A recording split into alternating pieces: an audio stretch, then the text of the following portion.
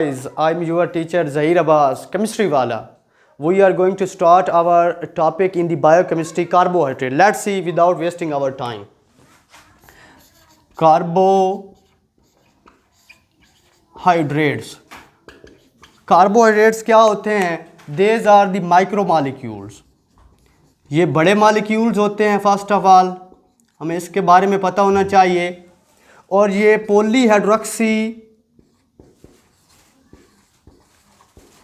Hydroxy ketones होते हैं या एल्डिहाइड्स होते हैं. या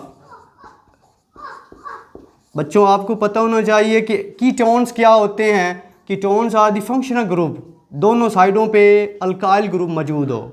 और एल्डिहाइड्स क्या होते हैं, जिसके एक साइड पे H मौजूद हो. तो ये क्या होंगे? Carbohydrate, polyhydroxy aldehydes and ketones. और ये क्या होंगे? माइक्रोमॉलिक्यूल्स. और ये कहाँ पे प्रेजेंट होंगे? In living organism.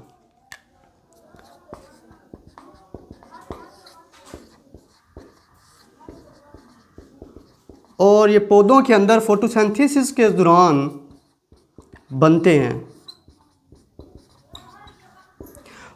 We have to write here the balance chemical equation of the photosynthesis.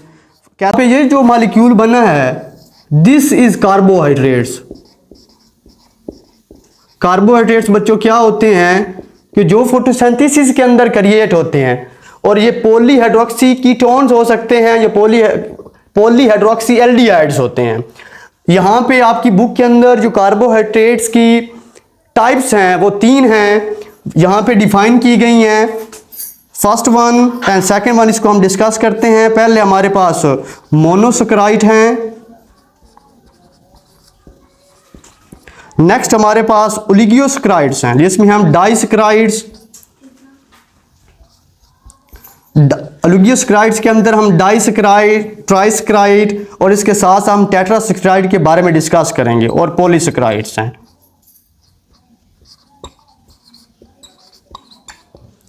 यानी हमारे पास कोई आपसे पूछता है कि कार्बोहाइड्रेट्स कितनी तरह के होते हैं, यू हैव टू से it has 3 types. One is a monosaccharide, next one is a disaccharide, you can also say oligosaccharide, and the third one is a polysaccharide. We are discussing here monosaccharide first of all. I want to mention here the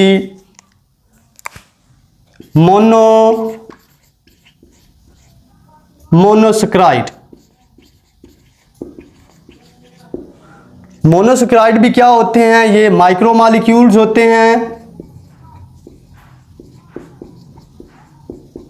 जब इनकी बच्चों hydrolysis करवाई जाती, जब ये ऐसे molecules हैं जो हाइड्रोलिसिस करने के ऊपर, अगर मैं आपको यहाँ पे इस बात को समझाऊं तो मोनो का मतलब होता है वो सैकेराइड्स जिनके अंदर एक यूनिट हो, और ओलिगोसैकेराइड्स वो होते हैं जिनमें एक से ज़्यादा हो. यानी इनको आप हाइड्रोलाइज करके छोटे छोटे मोनोमर्स के अंदर तब्दील कर सकते हैं. यहाँ पे जुड़ने वाले जो हैं वो मोनोमर्स होते हैं, और इसके नतीजे में जो चीज़ बनती है उसको हम पॉलीमर्स कहते हैं. ये फिजिकल केमिस्ट्री के अंदर बहुत टॉपिक इंपॉर्टेंट है, मोनोमर्स और पॉलीमर्स. तो मोनोमर्स, यहाँ पे मोनोसैकेराइड ऐसे कार्बोहाइड्रेट्स हैं जिनको आप कैन नॉट हाइड्रोलाइज कर सकते हैं, कांट हाइड्रोलाइज्ड. और इसकी बेस्ट एग्जांपल जो आपकी बुक के अंदर मेंशन है वो ग्लूकोज है प्लस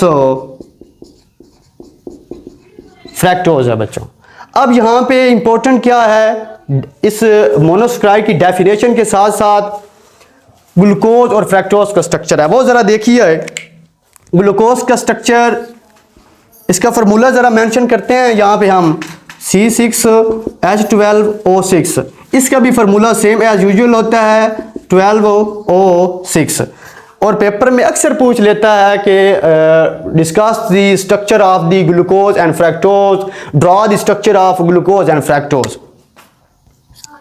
ज़रा देखिएगा, इस तरह आपने इसको याद करना है, रट्टा लगाना है. जैसे भी आप समझ लें, पाकिस्तानी कौम है तो वो रट्टे की तो माहिर है, तो आपने इस स्ट्रक्चर को समझना भी है और उसके साथ साथ रट्टा भी लगाना है. आपने 6 कार्बनों को पहले इस तरह अरेंज कर लेना है. फ्रैक्टोज के अंदर जो फंक्शनल ग्रुप होता है वो कीटोनिक होता है और इसके अंदर होता है एल्डिहाइड्स. यहाँ पे आप देखिए OH लगाना है आपने, इस साइड पे भी OH और इस साइड पे भी OH। अब आपको ये भी पता होना चाहिए, आप ऑर्गेनिक केमिस्ट्री पढ़ चुके हैं कि एक कार्बन जो है वो 4 वैलेंसीज को फुलफिल करती है। तो हर कार्बन ने 4 वैलेंसीज को फुलफिल करना है तो उसके साथ क्या लगाते जाएं, हाइड्रोजन लगाते जाएं। अब इसके उलट आपने OH लगा देना है। Next one OH। अब इस कार्बन ने 3 वैलेंसीज को सेटिस्फाई कर लिया, एक रहती है तो आप यहां पे लगा दें। इसी तरह इसका स्ट्रक्चर भी कुछ नीचे से ऐसे ही होगा।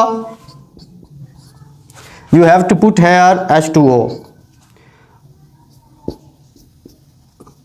यहां पे आप OH लगाएंगे, यहां पे भी आप OH लगाएंगे, यहां पे अरेंजमेंट थोड़ी चेंज होती है, OH हो जाएगा। और यहाँ पे आप जैसे आपकी मर्जी यहाँ पे लगा लें और H2O। This is the structure of glucose and fructose. Paper में अक्सर सवाल यही पूछ लेता है कि draw the structure of glucose and fructose. ये बच्चों आपने स्ट्रक्चर, ये हमारे पास ग्लूकोज का स्ट्रक्चर है और ये हमारे पास फ्रक्टोज का स्ट्रक्चर है। और आपकी बुक के अंदर कुछ प्रॉपर्टीज दी गई हैं, नीचे मेंशन की हुई हैं, उसको भी डिस्कस कर लीजिए। फिजिकल प्रॉपर्टीज क्या लें आप। पहली आपके पास है कि ये क्रिस्टलाइन होती हैं, जैसे कि शुगर आपने देखी है वो क्रिस्टलाइन, या ग्लूकोज बच्चों को दी जाती है तो वो किस फॉर्म में होती है, क्रिस्टलाइन फॉर्म में। तो ये क्रिस्टलाइन फॉर्म में होती है। इसके बाद ये स्वीट इन टेस्ट होती है, यानी जब आप इसको टेस्ट करते हैं तो ये मीठी होती है। इसके साथ साथ ये सोल्यूबल इन वाटर होती है। Next I want to put here, it is